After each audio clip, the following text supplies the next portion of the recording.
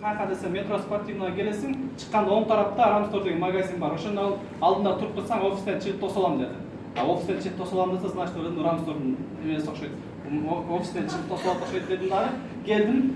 Келетканда чоң жашагандардан сурадым. Ушунда подработка эмне десем, подработка сен бир жерге барасың, сага мындай какой-то определенное время жумуш берет, иштейсиң и сага сразу наличный акчасын берет деди. Бул түшүндүм дедим. Жаңы эле Москвага келген болчумун.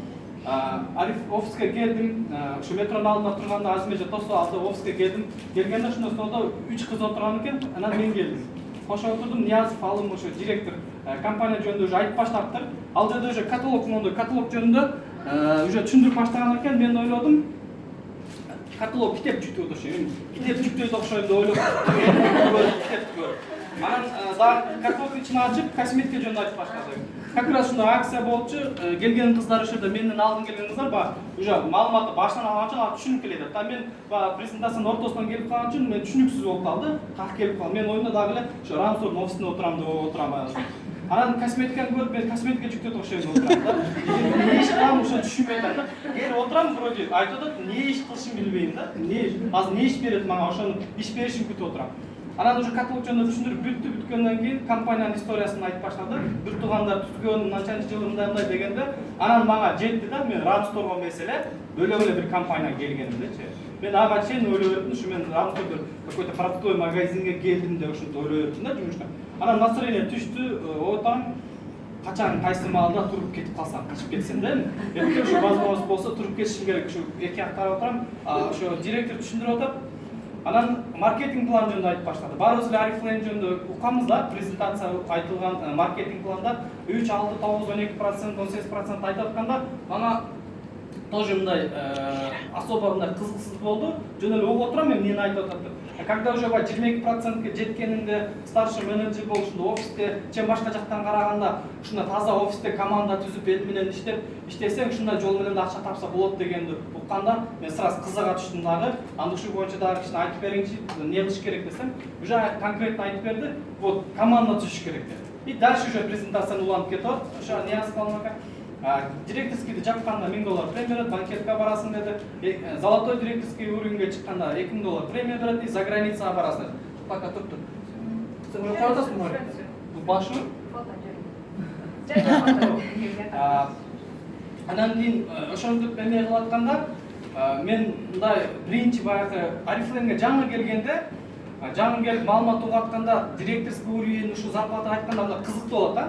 Анан баягы уже $50,000, $50,000 зарплата, $150,000 зарплата, $150,000 доход, $200,000, $300,000 ошо чоң суммалар айтылганда мага биринчи мындай кайра баягы раза кызыгуум кичине кайтып кетти да. Может быть, что-то лохотрон окшойт деп калдым да, кайрачы. Кайра уже баягы биринчи угуп атканда, кызыктуу болуп атканда, вот командасы 25,000 төлөсө, мага устраивать этип аткан. А когда баягы бриллиантый директор чыгасың, $150,000 доход болот, андан тышкары $6,000 премия берет, за границага 2 жолу жылына барып келесиң дегенде уже мага баягы уже мындай жомоксумал болуп ишенбей баштадым да. Анан айттым, мага ошо директорский уровеньде айтпам, мага ошо жетет дедим, ошо 25,000-30,000 жетет. Ошого эмне кылышым керек десем, команда түзүш керек. Бопту дедим. Кийин раза кызыгуу менен барып үйдөгүлөргө айттым, мен бүгүн сонун жумушка бардым, жумуш таптым. Эмне жумуш десем, эмне жумуш деди, ушундай Арифлейн деген ушундай иштесең болот, мындасың десем, сен какаяктарды лохотронго келип калдың. Сен Москвадан кече эле жакында келгенсиң, биз Москвада ушунча жылдан бери жүрөсүң, лохотронго барып калдың деди. Настроение түштү дагы, Азмеже звонок кылдым, эртең жолуга ал дедим. Ночко жумушка кеттим, ночто иштеттим, 2 күн иштеп дем алдым.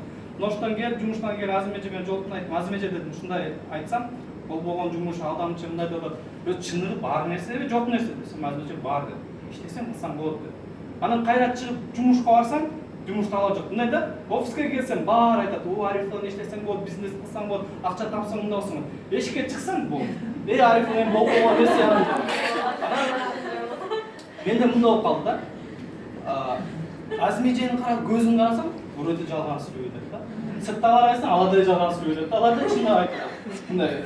Анан действительно мен баары жумушка бар айттым, ушу Арифлейнге иштейт, директор болсом болот экен. Анан жумуштагылар ушундай критика болуп койду, директор деп. Жумушка кирип барасың, директор келет дейт. Кол жуган, иш жуган эжелер ушундай. Анан мен ошо ноштон чыгып, күндүз кечке ошо каталог таратып атам. каталог таратып, визитка таратып, бир жумада 3,5 миңге чейин визитка таратабыз.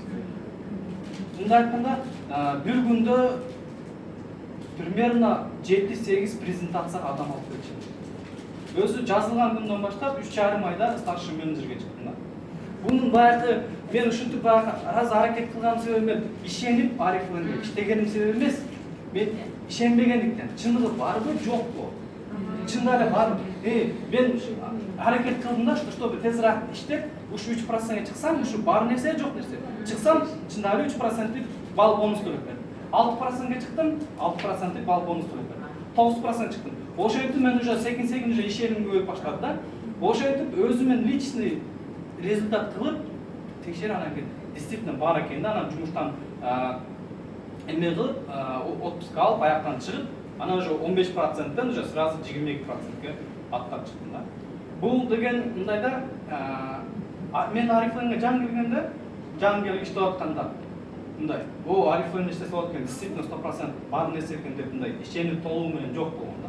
Болгону мага баягы компания жөнүндө айтып берет, жаңы келгенде түшүндүрүп бергенде, вот бул жерде чен башка жактан караганда, бул жерде деле ошол эле акчаны тапсаң болот, болгону мындай без начальник, без эмесиз, жакшы условияда ушу команда түзүп, адам чогултуп иштеп тапсаң болот. Ушундай жол менен да иштеп акча тапсаң болот деген жакты дагы ошол үчүн аракет кылыш дедим да. Анан азыр мен сиздерге кантип иштегеним, кантип эмне действие кылгандарым боюнча кыскача айтып берейин. Бул жерде көп эле биринчи школага процентке чыга электер. Кимдер кол көтөрүп, процентке чыга электер. 3%ке чыгып 3, 6, 9, 12, 22% чыккандар. Кол көтөрүп. Значит, көп эле экен. Арифовго уже иштеп, кыйынчылыктарды кандай иште эме кылгандар.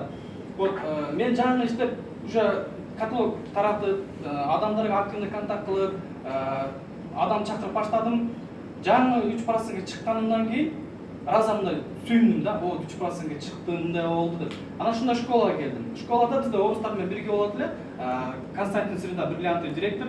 Ушундай школада 120 адам болот, 120 адам отурган, чогулган школада сүйлөп калды. Аябай Константин Среда мындай киши да, энергичный, позитивный да, позитив, раза позитивный киши да, сүйлөгөндө да башкача сүйлөйт. Анан как раз чет мамлекеттен Дубайдан бир жактан келишти эле, за границада эс алып, дем алып, анан ушундай сүрөттөрүн көрсөтүп, анан эме кылып атат, сүйлөп атат да, вот деп мынтип атат да, вот 5 жыл Арифовго иштесең, у вас изменится жизнь дейт, у вас другой стиль жизни болот. Анан мындай разам ушундай энергичный ушундай айтып атат да, айтып атса мен аркада отурам, 3%га жаңы чыккан, конечно, сен орус болсоң. Естественно, другой жизнь, сен же орус болуп турган Анан тем более 150 000 доллар, 150 000 рубль доход алат. Конечно, 150 000 доход алсаң, чет мемлекетте у тебя естественно мындай оюнда отурам дейм, естественно мне там башка жашоо другой. Анан бираз ушинтип айтып атат да, вот у вас будет 5 жыл иштесең, 5 жыл Арифовго аракет кылып иштеп койсоң, жашооң өзгөрөт, стиль жизниң өзгөрөт, анан мындай болот, анан мындай болот. Мен вообще мындай көңүл бурбай өтө эле эме кылбай эле аркада отурам, ноштон чыгып күнү